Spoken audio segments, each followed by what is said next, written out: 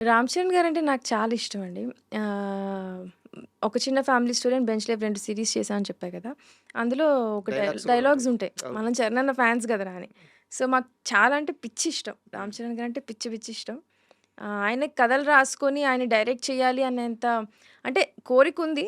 కాకపోతే అది over ambition అని కూడా నాకు తెలుసు. హ్మ్. బికాస్ రామ్ చరణ్ గారికి స్టోరీ అంటే మనకి ఇష్టమైనప్పుడు వాళ్ళకి ఈ స్టోరీ రాసుకునే సరిపోదురా రామ్ చరణ్ గారికి ఈ స్టోరీ ఏంటి ఇంకా రాసుకోవాలి ఇంకా అది ఉంటుంది కదా! హ్మ్. నాకైతే అది ఉంది.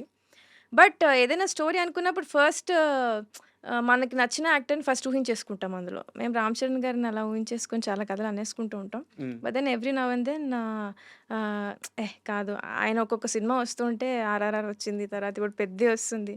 ఆ మైల్ స్టోన్సే వేరే ఉంటాయి. సో, ఇంకా చాలా నేర్చుకొని రాయాలి. బట్ దెన్ వై నాట్ అండి. దేవుడి దయ ఉంటే ఎప్పుడైనా 'రామ్ సూపర్. చరణ్' గారంటే it would be so and nice. 'Charan' గారితో మాట్లాడిన ఆ మూమెంట్స్‌లో మీకు బాగా ఆయన చెప్పిన మాట బాగా గుర్తుండిపోయే మాట ఏముంది? చెప్పాను గదా!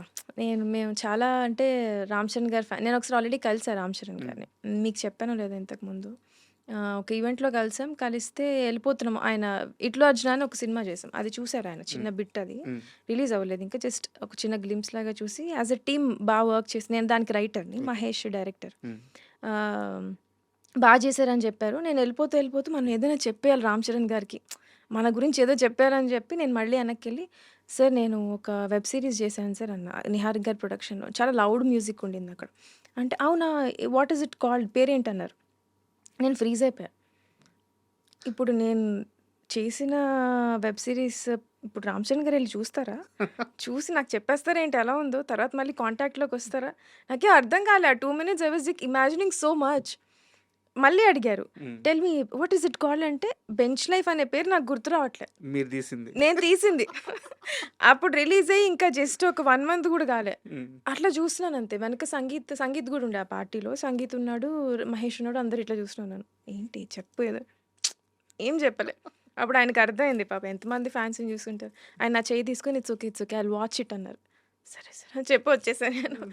సో, అట్లాంటి మూమెంట్ నుంచి మొన్న 'నిహారిక' గారు సెకండ్ హాఫ్‌లో ఒక చిన్న ట్రాప్ సీక్వెన్స్ ఉంటది. బాల్ రోల్ అవుతూ వస్తది అవును. చూడండి. అవును. స్వర్డ్స్ అన్నీ అవును. పడతా ఉంటాయి. సో, అది చూసి హి సెడ్ "చాలా తీశారమ్మా అసలు 'ఇండియానా జోన్స్‌లా' తీశారన్నారు." హ్మ్. చాలు. ఓకే.